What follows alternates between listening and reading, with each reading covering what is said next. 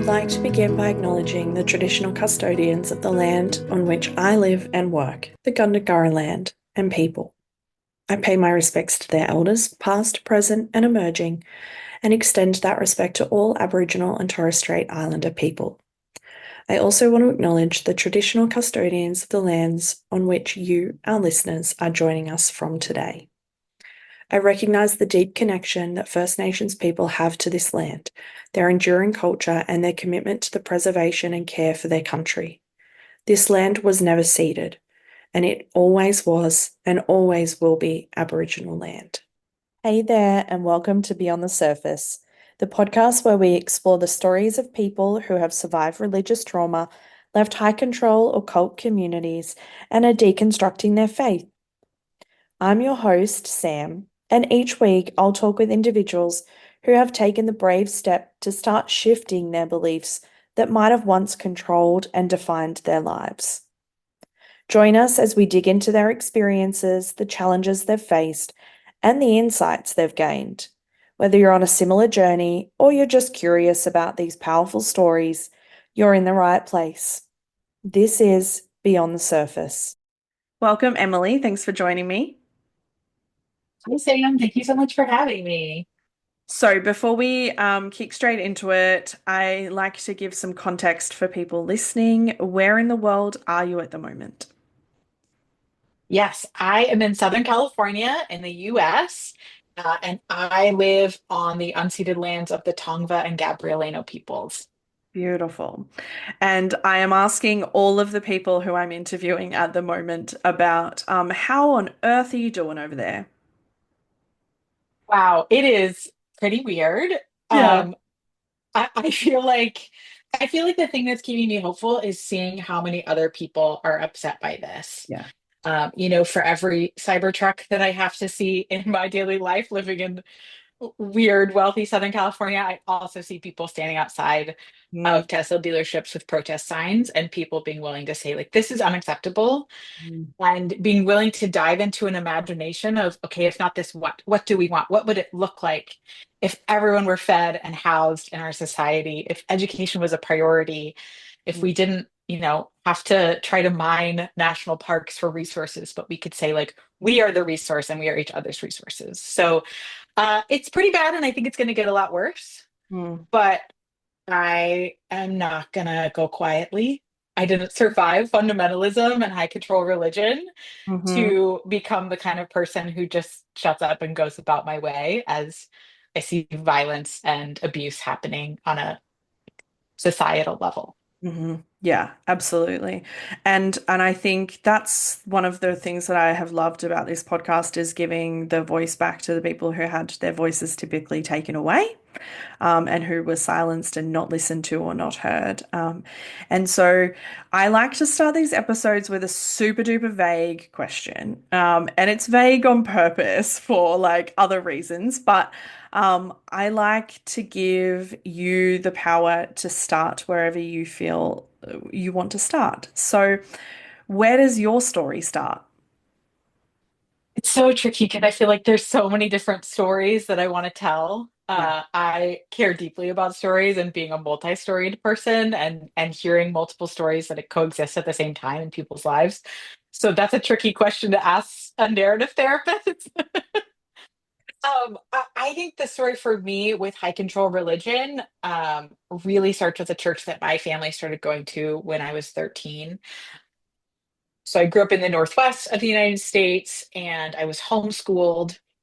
And I'd already had some decent exposure at that point to some of the large institutions like IBLP, Homeschool Legal Defense Association, kind of the little niche educational places that I was raised in. And then when I was 13, my family started going to a church that was pastored by the father of Joshua Harris, who wrote a book called I Kissed Dating Goodbye. Hmm. And his sense, in his evolution, that's a long time ago, but he has since left evangelical and I think even Christianity as a whole. But think about where he as a young person got those ideas. Hmm. And then think about the community. Like, just imagine what the community would be like that was shaped by his father was, a homeschool leader, a pastor, and really wanted to sort of create a little kingdom of other families that believed in not only high control religious beliefs, but high control living. And Mm. that there was only one right way to live, and it was very narrow, and it was very prescriptive. And the only way we could be safe as people was if we all banded together and just tried to live the same lives as each other. Yeah, yeah. What was that like like this is probably going to give an insight as to me as a therapist. What was that like for little Emily to do, to be in that environment? It was really funny because I think in certain ways, it was the first place where my family felt like it fit Mm, because we were the outsiders at other churches we'd been a part of. Felt like my parents were always sort of looking for a place like that. So in certain ways that, high control religion offers, it felt very comforting, mm, right? Here were people just like us. No one was trying to be different or tolerate holding differences. People who were different just never showed up or saw themselves out. And I'm also like a good girl. I'm a rule follower. If you like the Enneagram, I'm an Enneagram one. So I'm very concerned with things being right and good and true. And so it was a place where that was all laid out for me, right? Here's how to be a good person. Here's how to be a good daughter. Here's how to be a good woman. Here's how to be a good young woman. Here's how to be a good like thinker and Christian and, student. And so I think there were parts of me that really took to that environment pretty well. mm, um, Unfortunately, I think it also was a really harmful mm. environment because there were other parts of me that just had to stay, locked up in order to be safe. They had to hide. Yeah. And I mean, I think that's one of the great things about being able to look back on spaces with fresh eyes is because we need that nuance to see that actually we did, high control spaces and fundamental religious spaces, whilst are super duper harmful, they still provide us a sense of, stability and structure and safety and in certain spaces. And we need that to be able to look at that nuance. Otherwise, we're just in that all good, all bad situation. Um, I'm curious what impact that had on your just natural child teen development, though. Again, I think it was pretty tricky.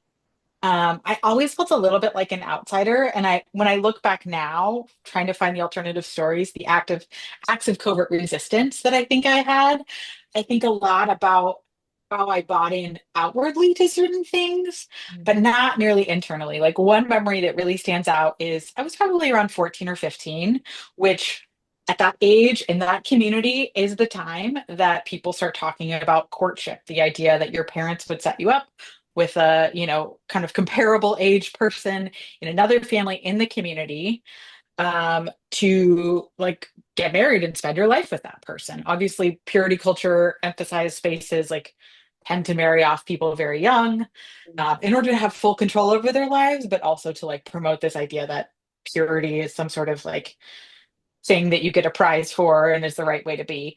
So I remember standing around and hearing all these girls talk about like, yeah, my first kiss is going to be on my wedding day.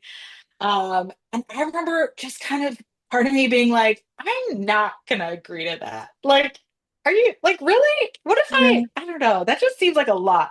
So I remember just standing there and the integrity part of me was like, just don't say anything. If you don't agree to this, you don't have to be held to it. Yeah. And I went to a lot of weddings where the first kiss was in the program. And as I think about that now, I think about one, how ridiculous and indoctrinated all those, very, very young, sheltered people were. And also how proud I am of myself that like I knew even then how to stand up for what I wanted. Mm. And I could have some choice in my life and relationships and what I did with my body and whom did I do that with.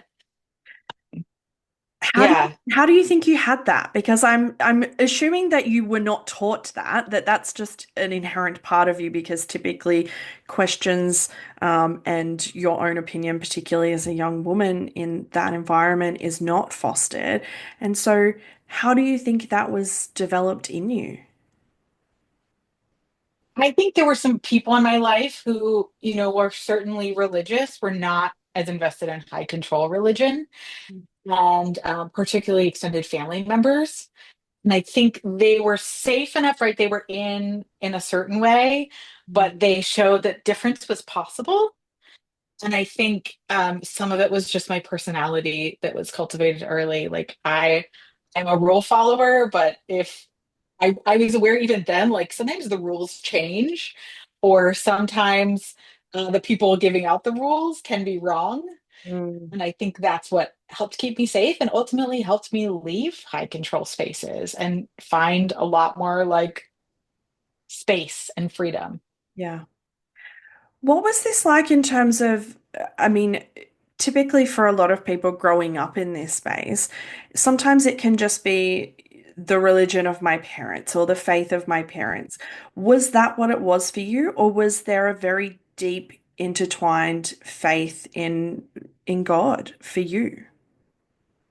Yeah, I felt deeply that I had my own faith in God and own understanding of God. And I was incredibly invested in participating in, reading the Bible and studying theology. Like I said, I was homeschooled, so I had a lot of extra time Mm. to read. And that was something I was personally interested in. How Mm. do people conceive of God? What is the right way to believe about God? And then how is that supposed to affect our lives? So I read a lot of like theology about social issues, Mm. gender issues. I read a lot of books about the church. Mm. I was fully invested in this system. I mean, there were things about it that worked for me, right? I'm a white woman, and in certain ways, that community can elevate certain aspects of white womanhood, as much as it controls them. Um, like I think it was pretty easy for me to do well in that system and to also think like, yeah, this is also something I believe in. I didn't really question my belief, even when it wasn't working for me, right? Even the way that I was treating faith was like actually making me miserable. I just dug out some old journals recently, which is always a little bit of a trip. Um, Yeah. and yeah, I look at them now and I just see such anxiety and shame and so many of the ways that I was trying to like develop a connection with God were just based on me being bad, which Mm. was the theology of that community, a very reformed theology, the idea that like humans are bad inside and we cannot trust ourselves and we must conform to these like rigid systems of society and theology. Was that something that you were aware of at the time? I think so, but it also was the only way I knew how to be, right? The only way I knew how to encounter a God was through rigorous study and like self-flagellation and repentance and, dramatic sort of crying out, Mm. um, where are you? Or what am I doing wrong? Or why is this not working? Mm. It was that was the language that I was given for Mm. how to be spiritual. Like that was my only exposure Yeah. to anything religious was just Christianity and then primarily high control Yeah. Christianity. Yeah. You said that at some point, even when my faith made me miserable, what was that and what did it look like for you? I don't know if I always recognize the misery at the time. I it's so tricky because we're always like looking back at our Yeah. stories and understanding them with new eyes and new ways of like analyzing information. But I think I was somebody who really struggled with anxiety and depression. And I think my faith was both an expression of those kind Mm. of disorders, but also an encouragement of those disorders. I think high control groups thrive on people feeling beat down and like they have no agency and are terrified of stepping outside the group or thinking outside the group. Mm. So I think even when I was not doing well internally, I was still performing well enough that nobody checked on me. And I think I only understand now that I'm out of it. Like, oh, that was not a good space for me. And like, Mm. sweetie, you were not doing well.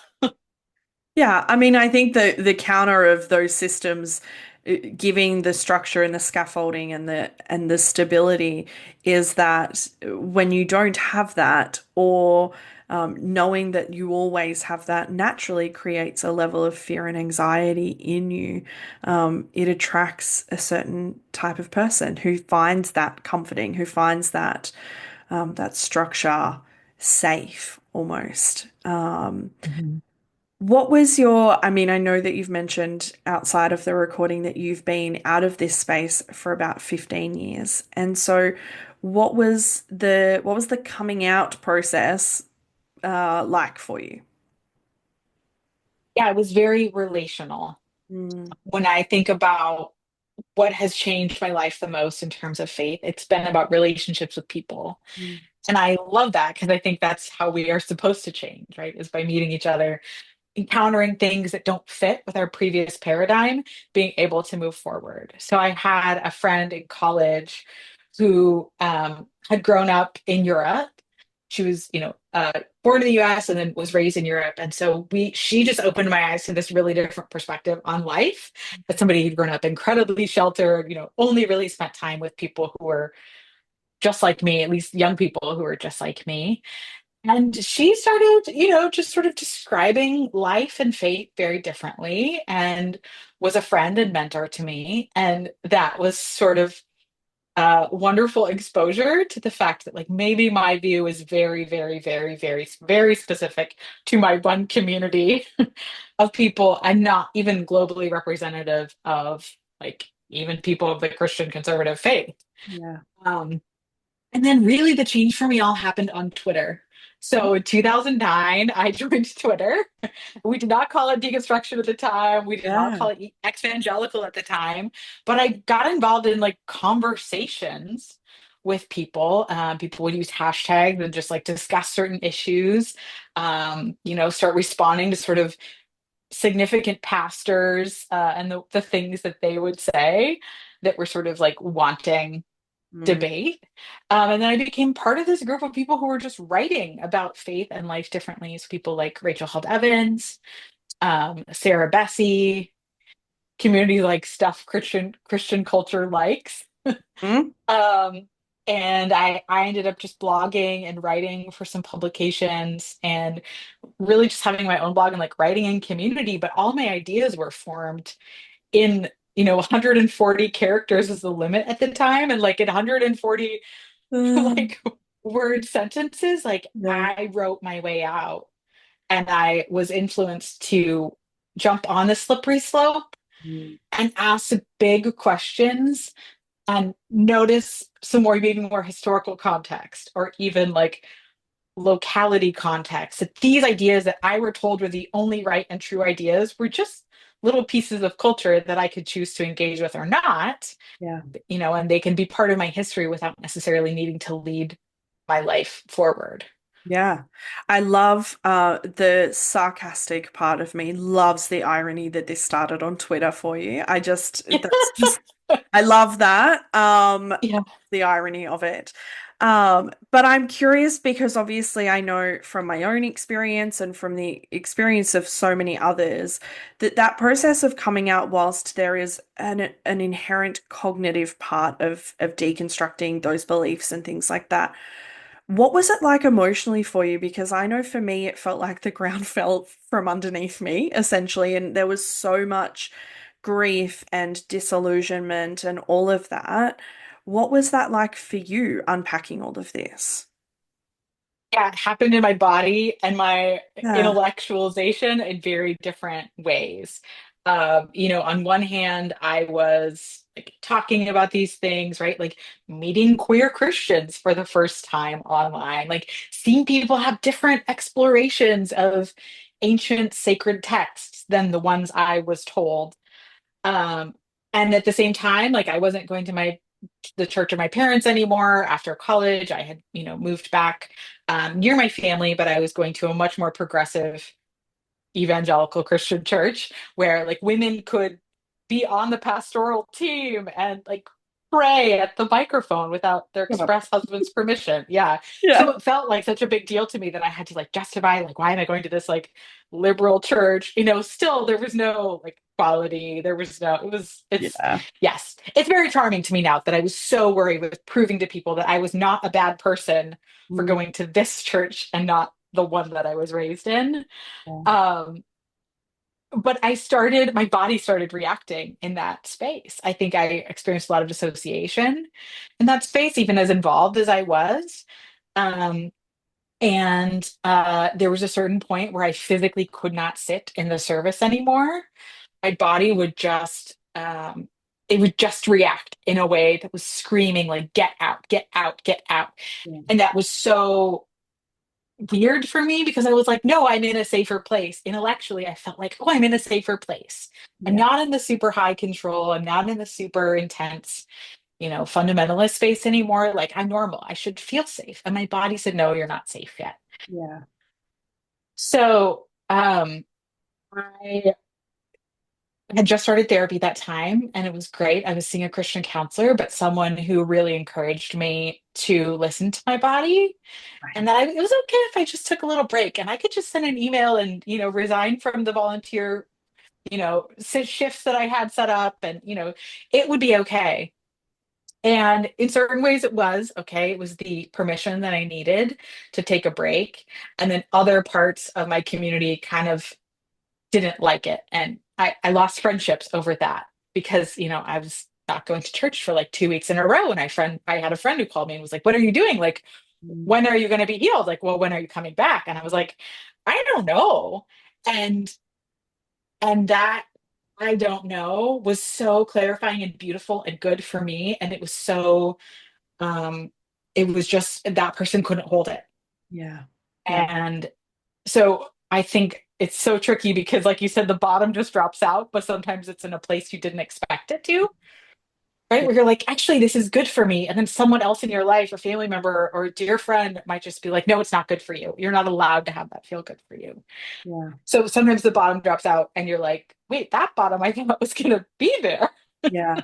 Yeah, absolutely. I think the phrase "I don't know" was one of those ones for me where as soon as I could say that without feeling immense terror and fear and anxiety, Yes. was so bloody nice. It just felt Hmm. so good to be able to say, I don't know, and to not feel like the world was going to cave in those three little words.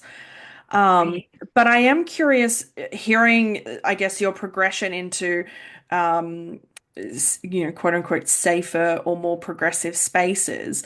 Because something that was for me, and I know for other people, particularly those in the queer community, is that it is really easy to fall into, I guess, safe queer theology spaces. And I know for me, Hmm. I was like, I don't want to fall into any of those spaces because I'm so terrified I'm going to be just as fundamental about queer theology as I was about this shitty theology that I had so far. Like, just because this sounds really good and it's safer and it's all of these wonderful things doesn't mean that I'm not going to still fall into the same binary trap that I have always been taught. How did you not do that? I mean, I'm sure I did. Because what I wanted at the beginning was what everyone wants, which is like, well, I just want to do the healing and then I want to go right back to where I was. Yeah. Right. So I'm just going to dive into books, right? I bought every book in the world about slightly more progressive theology or like different interpretations of the scriptures that are used, particularly to harm queer people. Mm. And I was like, if I just figure those things out, right? Like, I want all of this, but not this. And I don't Yeah. know, it's really tricky because you think like, oh, I can just only remove myself enough that then I can go right back in and have it be better for me. But when the environment is unhealthy, when something is not for you, Yeah. I just don't think your body will let you or will let you let you for very long. I think about like sometimes when people break up with somebody and Mhm. they really want to be friends with that person, they still might need to take a little break from that person Yeah. in order to figure out what do they want a new relationship to look like, Mm. what could it look like. It's really hard to do that while you don't change any of the patterns of how often you spend time together or what you do together, right? Yeah. It is possible, Yeah. right? I think especially the queer community has amazing examples of like letting relationships be a lot more fluid Mhm. and maintaining like deep, meaningful relationships, even with former partners or things like that, that I think are just like so beautiful and inspiring. But I also think like you might need to take a little bit of a break completely from your patterns Yeah. in order to let something new grow. Yeah. Yeah. I'm sure there is I wish I was like a nature gardening person because I'm sure there is a gardening analogy in there. I love a good analogy. And I'm thinking of Mm. weeding and pruning and like there's got to be an Yeah, analogy letting the ground somewhere. rest. Like, don't you Yeah. just have to like let nothing happen for a Mm. while in order for the soil to be healthy Yeah. And also again? like the way that you approach the gardening matters. Like, if you're using the same Yeah. techniques and the same things, like the same things are going to happen. Yeah. I'm sure there's multiple gardening analogies that we could use there. And I If don't we know. were gardeners, Yeah, I this would be know. so, so helpful. Oh goodness. Um, okay, so you mentioned that obviously you had the stereotypical people reaching out going, "Hey, you don't seem okay. You haven't been at church." What was that like in particular with your family? Like you are coming out of that space, you are starting to say like there's harm happening here. I'm not okay in these spaces. How does that go down with your family and how do you navigate it? Well, my family are avoiders. Okay. And so I use that to my advantage. I come from a large family. I'm the second of six siblings, and I was the first one to sort of make a change, but I was able to do that under the radar because there's a lot of distraction. And actually, this is also something I think my parents did really well, in spite of the community they raised us in, is they believe we're all adults who can make our own decisions. Beautiful. And as soon as, we were adults, they were sort of like, yeah, we're here to support you, but like, you're just figure it out, right? Like, get Mm, a job, file your taxes. If you want to go to college, figure out how to pay for college. Like, mm, there was not a lot of, I think, the oppressive mm. watching and questioning that I know a lot of people raised in high control religion got from their parents. Yeah. So I use non-confrontation to my advantage in my family's style. And it was pretty easy for me to just sort of like not go to church, but not have to like check them up on that. And my parents are not invasive in the kinds of questions they ask, or, they weren't reading my blog and then demanding that we talk about it. And I'm so grateful for that because I think that is the thing that has allowed us to have a close relationship to this day.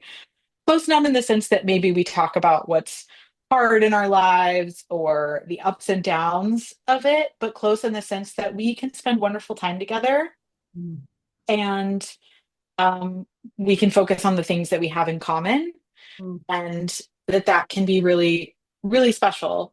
And I know not everybody's parents are available to do that, or loved ones or family yeah. will behave like that. And that's something that's like totally out of your control.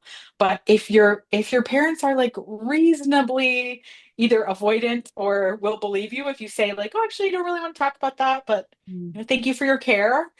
I think you can go a long way in again being able to be close to family, even if you have vastly different ideas about mm. faith or spirituality or politics or how to live a good life. Yeah. I think it's really tricky when families, in particular, have the notion that if you don't all believe the same, that you can't have relationship. And I think that's typically Mhm. where like relationships should be based on more than just believing the same thing. But I think it's really tricky when you come from that all or nothing fundamental space, to be able to Right. hold that nuance even in relationships. Yeah, and something that I had to come to was realizing if my parents have a problem with my life, it's about their beliefs. It's not really about my behavior. It's not something that I can change. It's if they believe that, like, how can I respect and honor their right to believe that? And, certain people's beliefs might make their lives harder or a little bit more miserable. And if they're worried about my salvation, that's because of the situation that they're in. That's not something that I can like Mm, fix for them. And, even parents can grow and can come to maybe a little more nuanced view of the world or their loved ones over time. When I think about like how much I was changed by relationships with people, I also think that that's possible for some parents and some families as well, that they might find a little more openness in encountering you or find a little more safety in the idea that I don't know Mm. just because you're modeling that. Yeah. I think that's been really true for my family and even for my siblings as we're all in different places, but I think we're all really close and believe in each other, and that goes a long way. Yeah. I don't need to change them, and they don't try to change me. Mm. Mutual, it's almost like mutual emotional consent around like you are you and that is okay, and I am me and that is okay, and we can coexist Mhm. without, I mean, we can coexist without constant converting, which we are all raised on, Yeah, right? Like, right. so yeah, but that's a Which is, tricky space yeah, to get it's out of. so hard as somebody who like does feel more free Yeah. now, right? Like I want to evangelize back. I want to be like, you guys can leave. Like that place is weird, right? Yeah. Like it doesn't seem like it's making any of you happy either. But part of my work is to not do that for other people anymore. The same way as I do not want it done to me. Mhm. And that it doesn't mean that I don't like get stressed out before I'm spending a lot of time with my family. It doesn't mean that I need to take, don't need to take breaks. I take a lot of breaks. Mm. I have learned the skills to regulate around them. And I regularly visit the idea of like the grief over things we don't share. Like Yeah. that does bring up a lot of grief in me, or places where I know we just can't be close, or we just disagree. It's Mm. not that those things aren't painful or that I don't struggle with that internally. It's like I think healing is keeping going on your internal work and being able to stop yourself from the actions that don't work and tend to cause relational harm. Mm. How have you been able to do that? Because I know that like grief is, I think religious trauma and grief are inextricable. Like they are one and the same. They you can't have one without the other, I don't think. And so how did you navigate the grief around that and the changes that were happening, even though there was still relationship there? It looked different. And even the grief around, you're asking a lot of personal questions and doing your own internal work. And I imagine that that changes the way that you relate to the God that you had always been raised with. And so there is now grief around your own faith and your own spirituality. Yeah, grief is not easy for me. Yeah. It's something that I am very skilled at avoiding until it like cannot be avoided, right? Like Yeah. grief will demand your attention at some point. I think writing is something that has always helped me to be physically and externally in dialogue with grief Mm. and to recognize that I think all traditions or all cultures have something to say about grief. That is a very human experience, right? Like we all die, we all love people, things, and places that die. And because of that, I think it was really helpful for me to look outside of specifically a Christian or a fundamentalist tradition, but to explore grief as a human thing.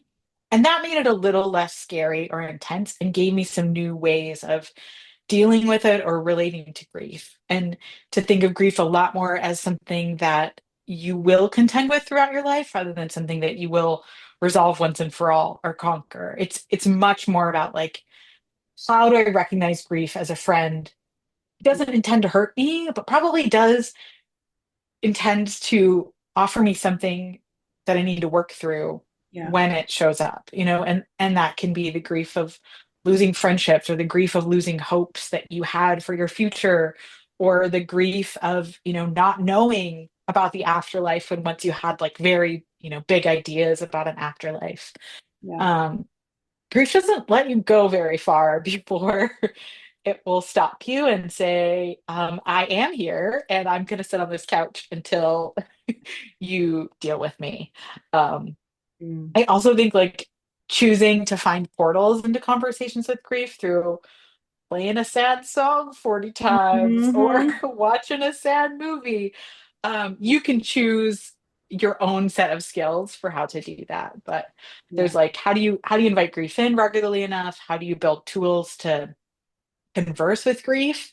Mm. And then how do you develop an understanding of yourself as like, I'm just a human, like I'm just another mammal Mm. on this earth, like trying to do the best I can and allowing the grief of that to exist alongside you.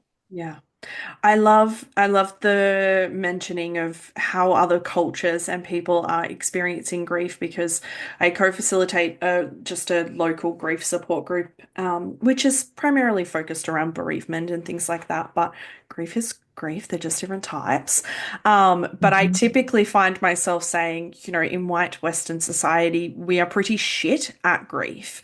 We're also pretty shit at death, but Mhm. both of those things, we don't typically do that well. And so I love, I guess, the reminder that that gives to people to look at how other cultures are navigating grief and what can we learn from that as well. I love that. I think that's a beautiful reminder for people to be curious. Curiosity is like my Mhm. favorite word. It's the word of the Yeah. day. And I think about curiosities like it requires safety.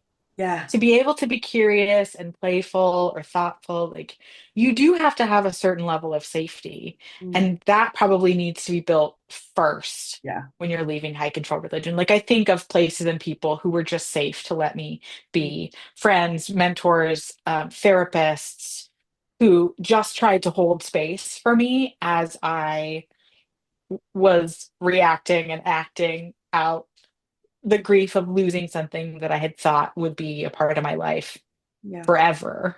Yeah. I'm curious. There we go. I didn't even, Yeah. was not planned.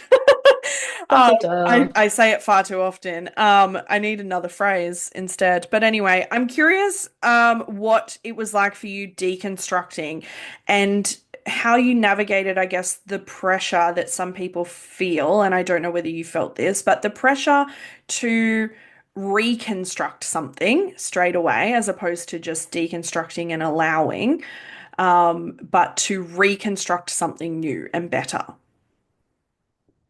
Yeah, for me, it was all about pleasing people who I knew would be worried about me. If I really admitted how much I had stepped away from Yeah. that shared belief. And so at first I was like trying to like reconstruct something that would just make them happy. And that's where I think I ended up sort of taking a slower way on my deconstruction, but maybe that was safer for me, right? Like I did have time and space to weave my way out. And what I thought about it was like, I'm not reconstructing a belief system. I want to find out what feels good to practice or be a part of. And I found some places that did. I found some spaces that were religious that didn't trigger my religious trauma. And one of those is an Episcopal church in Oregon where I was living at the time. That was really, and when I think of it now, it's such a like deconstructed Episcopal church because we had this like liturgy and ritual, but there were so many spaces in it. Mm. Spaces for silence or spaces to just light a candle or spaces to just hear a song being played and not have to sing along. Yeah. And I loved the idea that all we needed for participation was each other. Mm. So, there was a reading, there was a homily, there were some things built in, but who got to read those was not based on this hierarchy of who had completed the deacon training, right? It was like, oh, will you read passage two? Or, will you read this prayer? Like it really was this place of um people just showing up, not even like needing to profess belief, but only just showing up and like practicing a ritual with the community.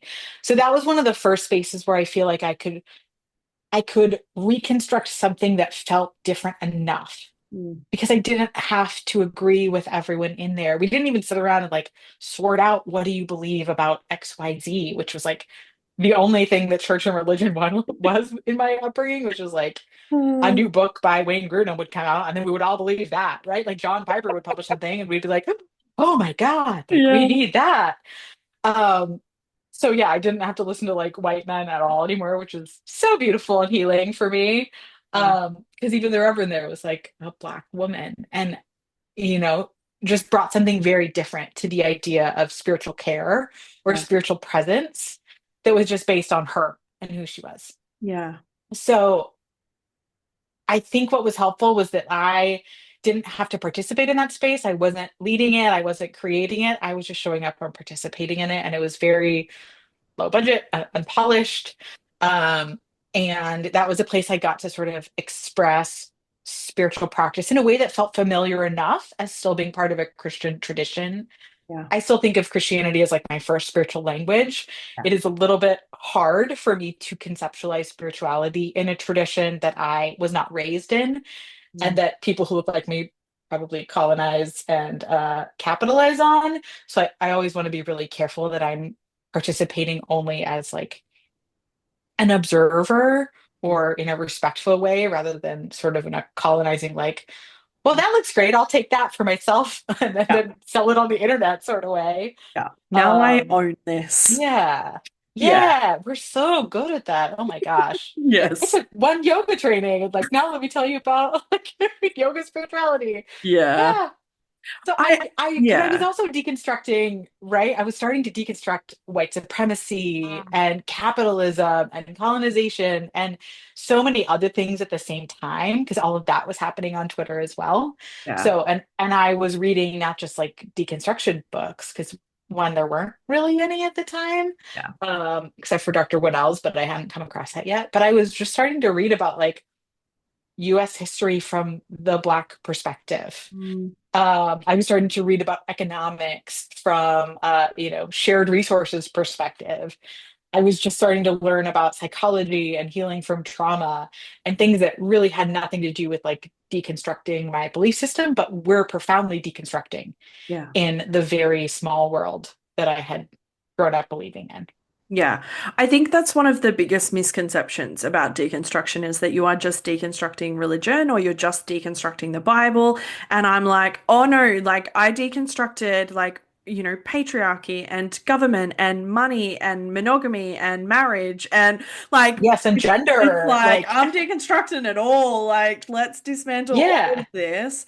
Um, but I am curious, deconstructing all of that and all of the different systems in society, how did that change the way that you personally related to things like divinity and spirituality and faith that once you start pulling apart all of these other systems can make you feel pretty doom and gloom about some of that stuff? Like, what was that like for you to try and go, well, how do I feel about this now?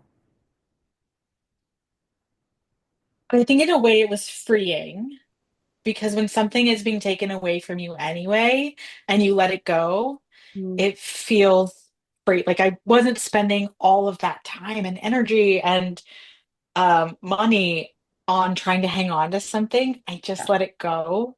And I did get a lot of freedom Mm. from that. And I know not everybody does, but I think I found something beautiful in being able to look at my experience and say, well, this is very human. Mm. And also the idea of like trying to create and explore and relate to divinity is also very human.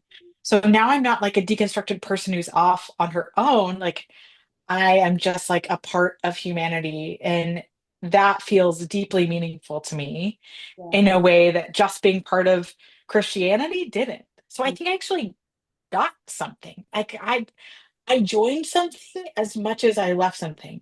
Yeah. That's also what I want to tell people is like it might feel really lonely right now, Mm. but it doesn't have to always feel lonely because you get to be a part of other types of communities that are still focused on values and goodness and service and thinking. Um, but it just might not look like church. So I don't really spend a lot of time trying to like explore, understand a divine being, but I think in not having to do that, I am experiencing Mm. some sort of like deep meaning. Yeah. If that makes sense. Yeah, absolutely. I imagine that the social media landscape and the deconstruction space has come a long way in 15 years and you've seen a very interesting progression over time. And I'm curious about what you have noticed, but you just sort of mentioned like you can land in other spaces. And so I also want to ask about what do you do when those spaces start to mirror the old spaces? Yeah, I think the thing that's been really helpful for me is realizing like, oh, we're on like a 2 to 3 year cycle, right? Like there's Yeah. a new person who pops up, everybody gets really excited, they say brilliant things. People who are just fresh out of religion are like, thank you, someone. Oh my gosh. We are so excited. Let's be a community for each other. And that is really wonderful in certain ways and also really dysfunctional in certain ways. And then something will happen and the community will shatter. Some people will stay and some people will be devastated. And then eventually, even that community will sort of peter out with the people who are still there, but something new and shiny will pop up. So I say that not to diminish or like disrespect anyone Mm. who is currently feeling like disappointed by someone in their community or um, like really protective of their community right now. But I just want to say, like, you're experiencing something very normal, Yeah. and it's not as new as it feels like it is. Mm. And you are going to be okay. Yeah. And the thing I come back to over and over again is like, you can trust yourself. Mm. There will be a voice inside you that says something about this feels off. And the quicker that you are able to learn to listen to that voice and say, okay, I trust you.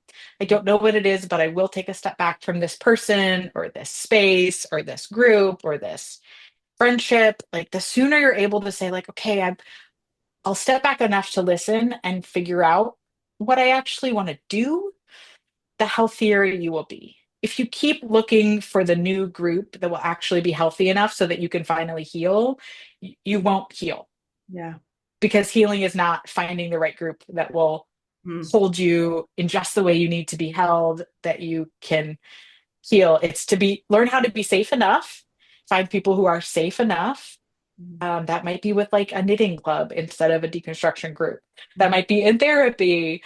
Yeah. That might be like meeting people who don't have religious deconstruction or high control religion as part of their story. But everybody has something. So you will find a common ground with most people because trauma is pretty pervasive in our violent and capitalistic world. Mm. Um, but I think like again, find some basic safety and then start doing some work to Mm. read or think or listen outside that space and start noticing how do I respond to certain things? Like Mm. what in me pushes me forward? Do I want to listen to that? What in me is asking me to step back? Do I want to listen to that? And Mm. I think that's how you build healing and discernment and healthier communities. So I'm not really surprised by much anymore. Mm. I also took a very long break when I started graduate school to become a therapist. Mm. I sort of knew I needed like all mental focus on deck, and Twitter was very different by that time already. Mm. Donald Trump had just gotten elected to the United States the first time. Mm. So I knew I just needed to focus. And then I went through some like personal relational issues that really also took more of my focus. So I was like completely out of online or social media deconstruction spaces for about 7 years, 8 years, and now I'm just stepping my toe back in. And part of it is What a wonderful because I'm time just like, to oh, step these your are toe my back in. people. Yeah, I'm like these are my people. Like I get it. This is who I want to. I want to talk with like Mm. passionate, deeply feeling, thoughtful people who are trying to heal themselves and the world. Like Yeah. even my clinical work focuses on people who have religious trauma or deconstruction experiences because I'm like, people who are willing to leave a space that's harmful for them are the most courageous and marvelous people. And that's who I want to spend time with and help like lead and thrive. But I also just am like, "Ah, I can't get too invested in this anymore because it's just Yeah. not good for me. Yeah. It doesn't bring out the best in me. It brings out somebody who's like a little snarky and mean. The cynic. Yeah. Yeah. And okay, I want to talk about your work as a religious trauma therapist in a moment, but I do want to ask because you've mentioned self-trust a few times, and I think we both know how crucial that is in terms of like healing and growth and moving forward, but it's also really freaking hard to develop, right? So I'm curious what that was like for you to develop that sense of self-trust and inner voice, especially growing up in a space that essentially diverted all authority out. Ooh, that's such a good way to put it. Yeah, diverting all authority out towards parents, towards theologians, towards pastors, um, towards men in particular, towards straightness and whiteness. It's really hard because I think, especially in sort of the phase of high control religion that I was raised in, the idea that like you had to break a child's will through Mm. physical violence was incredibly prevalent. Yeah. And that's one of the first things that I think a lot of us experience is this idea that combined with, Jeremiah 17:9, your heart is deceitful above all things and desperately wicked. And then the physical, beatings that come through Christian spanking really do damage your intuition and your ability to trust yourself, to respect yourself as someone who has values and ideas that are, worth listening to in certain ways. So part of healing that as an adult, I think, was recognizing that what happened to me was wrong and harmful. Mm. Because I think one of the ways religious trauma perpetuates itself is it is a very minimizing. I think trauma in general is minimizing of the experience, right?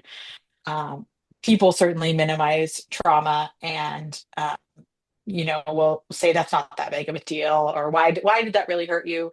And one of the first things it's important to do is find someone safe enough who will believe you and say, yeah, that was really fucked up and that shouldn't have happened to you and I'm so sorry. Yeah.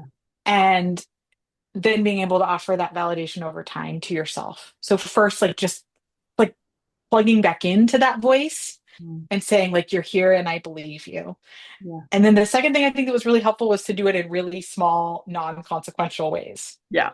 So the idea of like ordering food that you would like to eat is incredibly challenging, not just because of diet culture, but because like the idea that I could want something and fulfill that want Mm. rather than I could want something and that was a sign that I was selfish or that was a sign that I was sinful or that was a sign that I should submit to some other authority is so prevalent. So like starting really small, like what do you eat? What Mm. do you enjoy doing with your time, right? Like pick a hobby that requires some time and energy to put into and practice it until it doesn't feel selfish anymore. Mm. Yeah. And then I think something else I used in my 20s was dating. I had grown up in this like weird courtship community of like no one dated and it was like wrong to date. So in my 20s, when I was like, an adult living on my own, I was like, I'm gonna figure out this dating thing, but I'm gonna learn how to make it fun. Yes. So I was like, my goal in dating is not to like find a person because I don't even think there's one person that I'm supposed to be with. Like, my Mm. goal in dating is to find myself, to learn how to be myself in maximum 2 hour contexts with other people in my community who also want to do fun things like go to restaurants and sports games and like an improv local theater troupe night. And that was so good for me because I learned how to not like need so much from other people, Mm. not like expect that someone would fulfill me, learn how to speak up for myself, enjoy a lot of different kinds of things, and learn how to leave if I wasn't having a good time after 30 minutes, or learn to stay for an hour just so I could get a good story and tell my girlfriends later. Yeah. Um, so I think that was the other thing that I sort of used to like build my intuition because at first I was so compliant, right? Like I went on every day like it was a job interview for being a wife rather than like no, we're just two people who are literally strangers who want to see if we can have a nice chat over some french fries like so I had to like do things in practice. I'm a like let me just get in there and figure it out kind of person. And so that's what I did. And sometimes I still don't know what I want at a restaurant, but most of the time I do, and I'm able to order it. Hmm. Sometimes I still don't know what I want out of spirituality, but most of the time I'm like, oh yeah, this would be fun. I'll try that for a while. And I've learned to listen to myself even when it doesn't make sense. Yeah. And I think that's what's really hard is sometimes you get an inclination like, hey, this is right for you, or this is not a great something for you. And it's really hard to listen to that when you're like, no, everyone else loves this person and Hmm. thinks they're fine. But if you're willing to learn and listen to yourself, you'll be okay when the actual information drops and you find out like, oh, that person was, Mm. not treating others well the whole time, or worst case scenario, someone is not for you. That's fine. That's normal. We're not for everyone. Mm.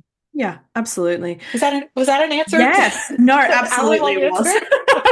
No, it was absolutely an answer. And I typically do the very practical start small, start minimal to no consequences, all of those sorts of things. Yes. Like, what is the worst thing that is going to happen if you pick an ice cream flavor that you don't like, right? Because you're Right. picking something you've never eaten before.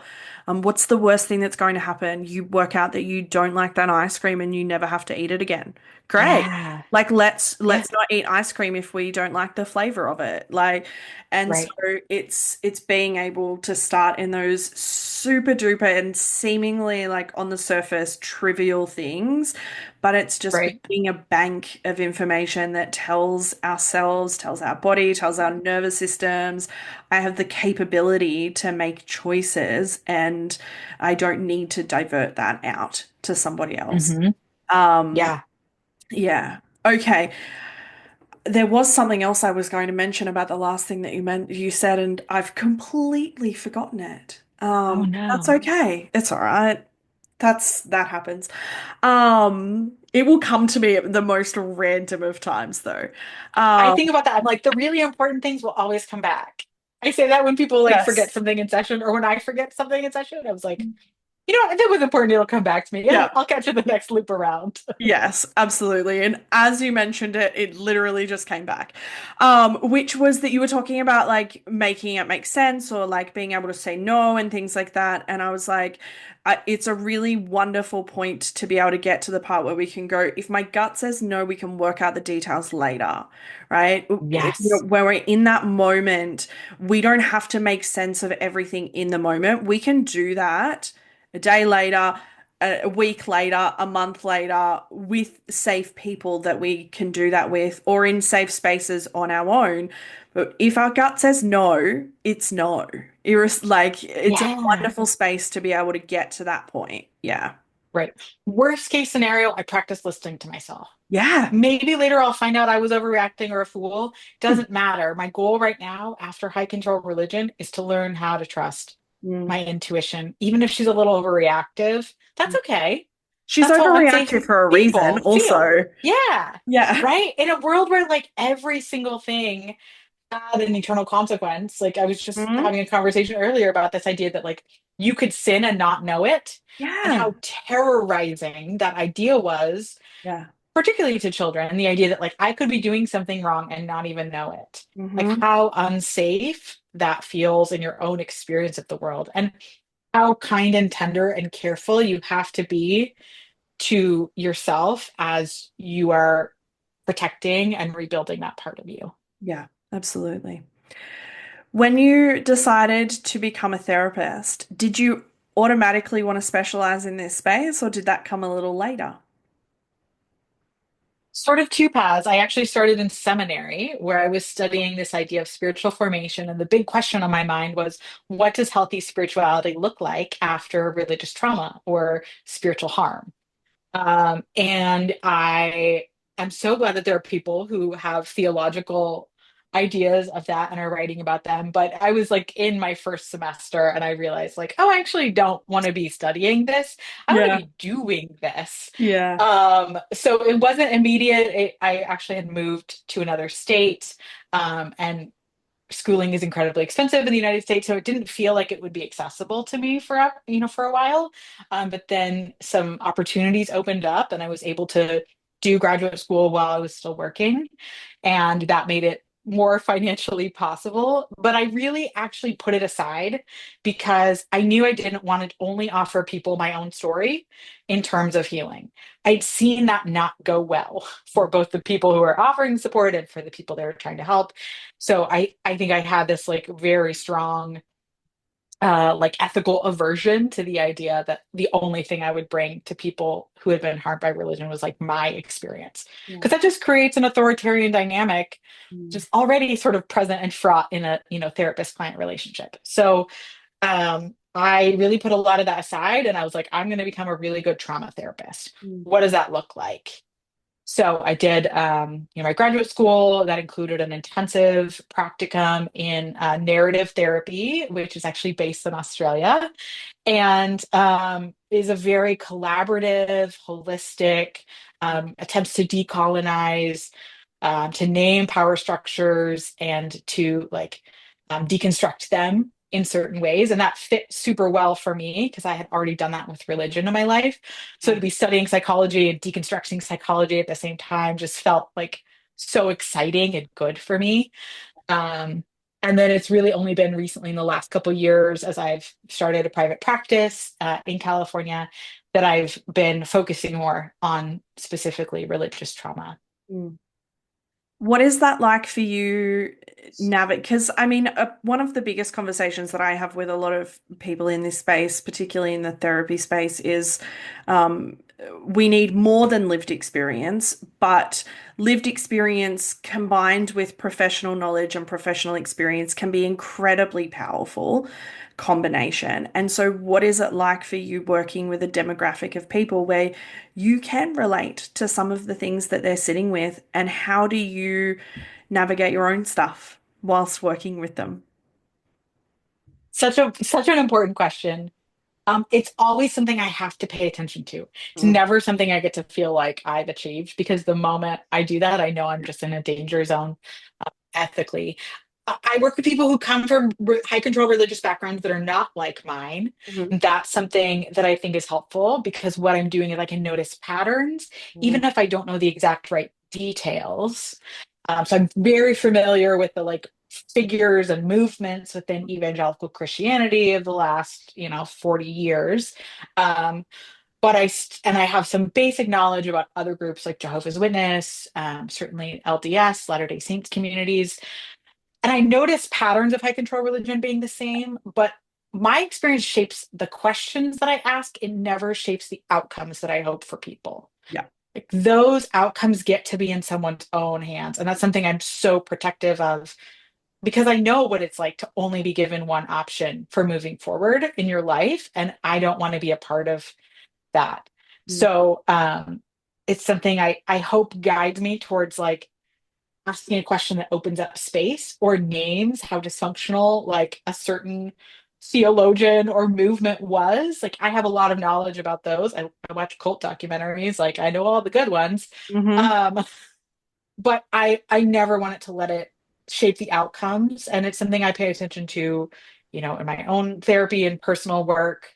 I think it helps that I have a little space, not just from my own story, but also from, I've had a long gap of space from deconstruction communities and conversations too. It's not something I spend a lot of time in. Like I don't tend to read a lot of, I'll buy your memoir, but I might not read it. I want to support everyone's like right to tell their story. That's so Yeah. beautiful. Like I want to buy the time that you put into that, but that's not where I'm going to spend a lot of my clinical learning or even just like personal enjoyment time. I would rather read something way out of my space than something that feels like work. Yeah. But it's always tricky to like, right? Like you might think you feel totally fine about something, and then something comes up Mm. in a group or clinical one-on-one setting, and you're like, oh, I forgot about that. Gotta set Mm. that aside and take that to go like work on refining some more or doing my own trauma healing on. Like, it's something that you get to a place where it doesn't come up a lot, Mm. but when things come up, you have to you pull out your tools and like go deal with that in order to be a good clinician or to be a good like public person in this space too, because I think that's an aspect of it. Yeah. You and I I, both have like Instagram, like social media presences, and yeah. that's like another way that we're sort of like kind of wearing a therapy hat, but like it's not, we're not on duty. We're like the sign says off duty, but we're also Yeah. like carry this job with us everywhere. Yeah, absolutely. There's a lot of balance that is needed, I think, in this space. Particularly in consuming content, other memoirs, docos, all of that sort of thing. You can't, well, I can't let that consume me. I've got to read other things. I've got to watch other things. It doesn't mean that I don't watch those things or read those books, but it is about balancing it. Mhm. And I love, I guess, you saying that like it doesn't happen often, but I think it's one of those things that when we don't think it's going to happen at all, that's where we fall into the Yes. danger um, of, Yeah.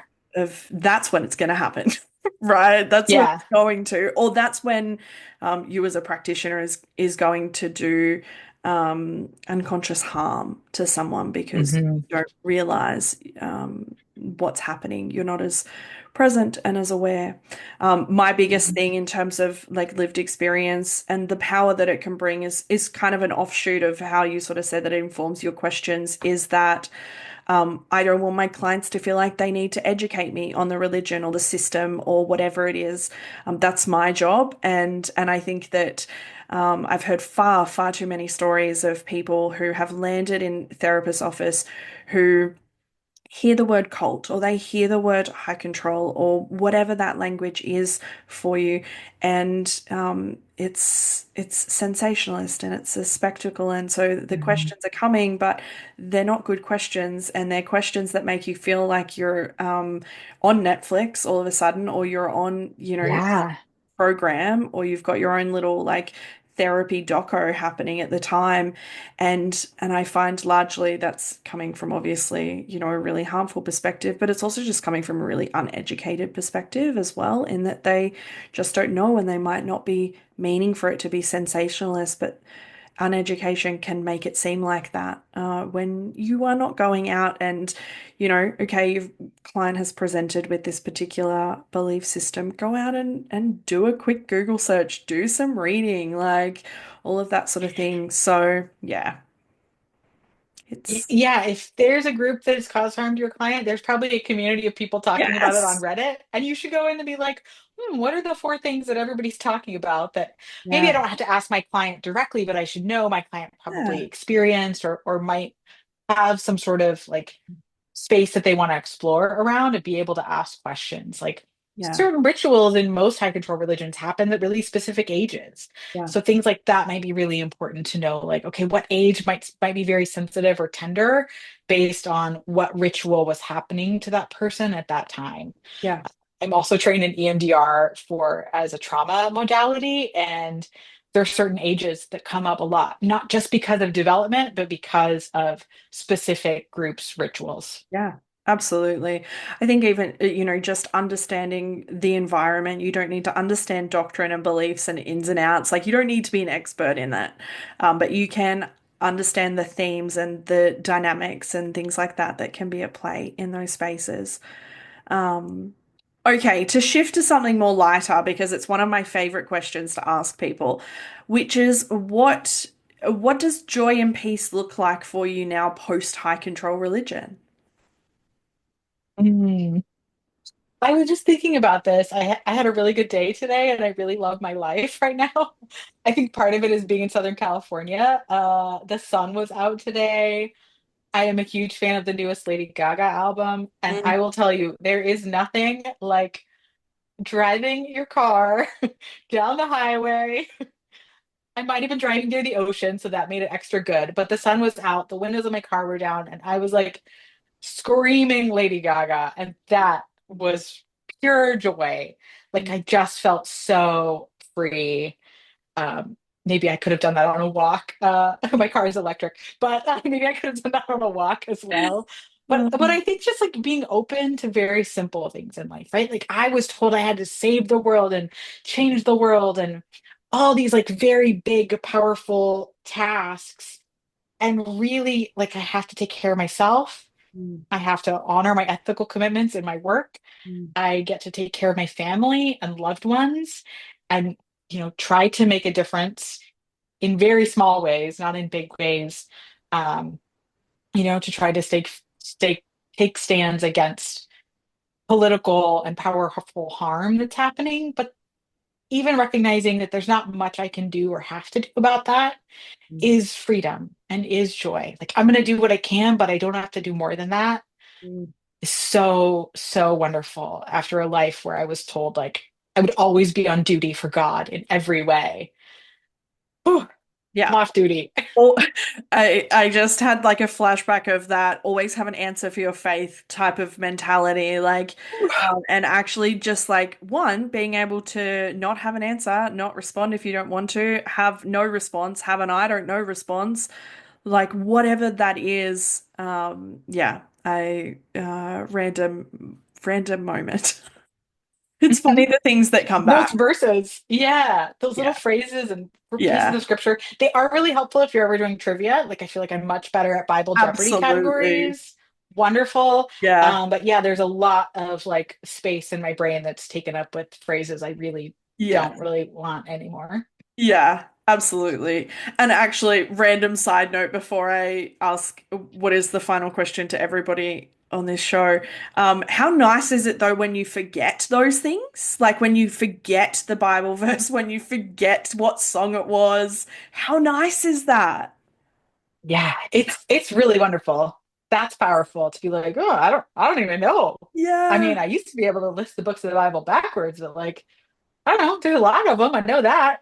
Yeah, absolutely. I think it's just I love those random little there's so many really like poignant, lovely, beautiful moments of healing and growth. And then there's those random ones where like you forgot something that was hardwired into you like a decade ago or whatever it was. I love those little random ones where it just is like, oh. I actually forget that line of that song Yeah. or whatever it is. I love that. I love those little random ones. So, I like to finish these episodes with some encouragement for people because I think it can feel overwhelming, especially when you are first out of that space, when you are first deconstructing, or when in some communities you have been kicked out or excommunicated or isolated.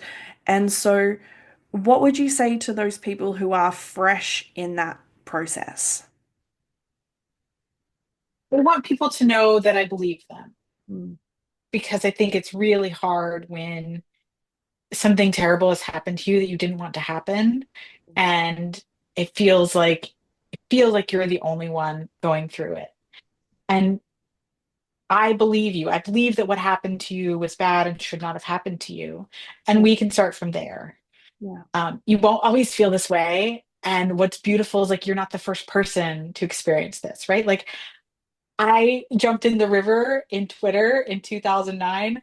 I was not the first, like, that was not the first wave of people to deconstruct Mm, evangelical theology or fundamentalist groups. Um, so I think that the quicker that you can sort of learn about other people who've deconstructed other things, mm, or again, like I encourage people to read outside of their culture of origin or faith of origin. The quicker that you're able to say, like, oh, other people have experienced too, the quicker you're able to say, like, I think I might be okay.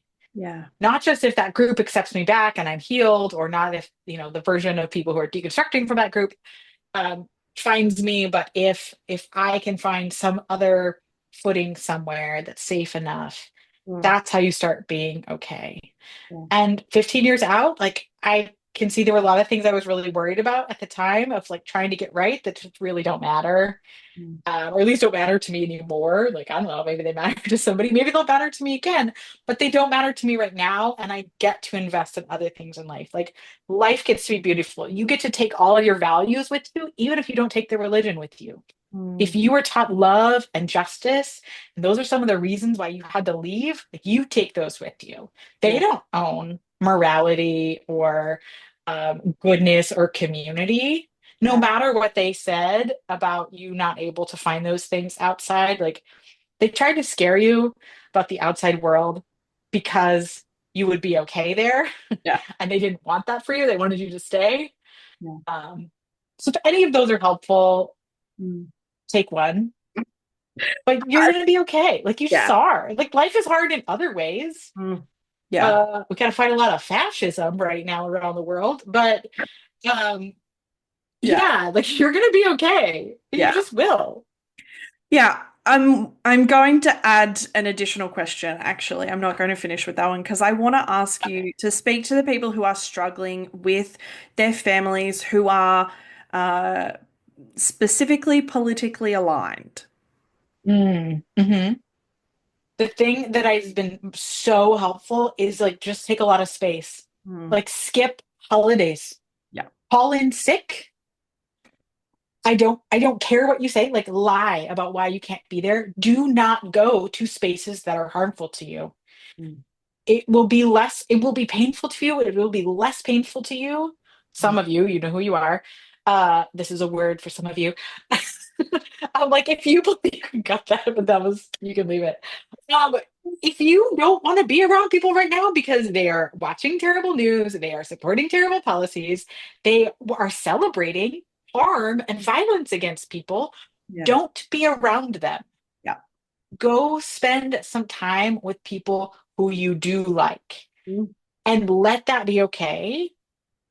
And if you can practice doing that, you will be closer to being able to decide how you want to move forward than if you just keep showing up and getting triggered and saying things that you have to apologize for later, or even finding out things your parents believe that you wish you didn't know. Um, Take a break from your family for a while. Like, mute them on social media. Yeah. Do not engage. Do not know what they believe if their beliefs are likely to be terrible. Avoidance works both ways. There are a Mm-hmm. lot of things about my family that I don't check up on because it would not be helpful to our relationship for me to know that person's specific political beliefs or glee about things that I feel like are harmful. Yeah. I need to take care of myself. And if I'm going to be in a room with that person and stay regulated at a later point, it's not helpful for me to know what Yeah. they believe Yeah. or what they're celebrating right now. You gotta stop. You gotta stop showing up. You gotta take a break from them. Um, and then I think you'll be closer to deciding how do you move forward. Mm. Because some people can move forward and build something else that's meaningful with their family, and some people can't. And I'm sorry, it's not your fault. Mm. You can't change their beliefs. Like, Yeah. the question I get asked all the time is like, how do I rescue my parents from the like this belief system? And I'm like, you can't. Yeah. That's where I'm like, I tell myself, like, Emily, go to your grief corner. You got Mm. to cry about this. You can't fix it. Yeah. You just have to feel how devastating it feels to see someone that you love and who you know is kind Yeah. and good and compassionate, like, join themselves to violence and abuse at a global scale. Yeah. Absolutely. I'm not going to say anything to that because it was far too good. So I'm just going to go with thank you. And also, I would actually caveat Australians listen to that also because we might not have a certain person leading our nation, but we potentially, at the time Emily and I are recording this, we are gearing up for an election. And if that election does not go well, it will also not bode well for our nation. So, same applies. Just because we might not be in the US does not mean that we don't have family members who are still supporting the same ideology. So listen up also to that. It's easy to think just because we are in a different nation and we don't have that same leader that we are immune and our families are immune, and that is rubbish essentially. We can still take the same tips and the same advice and the same suggestions into our own circumstances and spaces also. So, thank you for joining me. Thank you so much for having me. It is an honor to talk with you and to just speak with your community of listeners. It's like, I know how precious it is to invite someone into your space. So thank you. I take it really seriously. Thank you. It's been an absolute pleasure. Thanks for tuning in to this episode of Beyond the Surface. I hope you found today's conversation as insightful and inspiring as I did. If you enjoyed the episode, be sure to subscribe, leave a review, and share it with others who might benefit from these stories. Stay connected with us on social media for updates and more content. I love connecting with all of you. Remember, no matter where you are in your journey, you're not alone. Until next time, keep exploring, keep questioning, and keep moving forward. Take care.